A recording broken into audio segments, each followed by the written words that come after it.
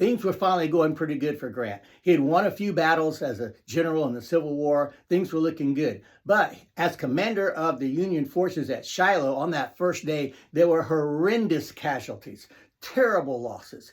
Well, his commanders, who still were upset at him, thinking of him as a drunk, even though he had been off the bottle for years, sent word to Lincoln and said, remove Grant from command.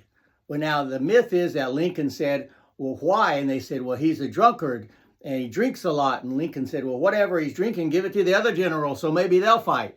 Well, while there's a little bit of truth in that, what we do know Lincoln said was, I can't spare this man. He fights.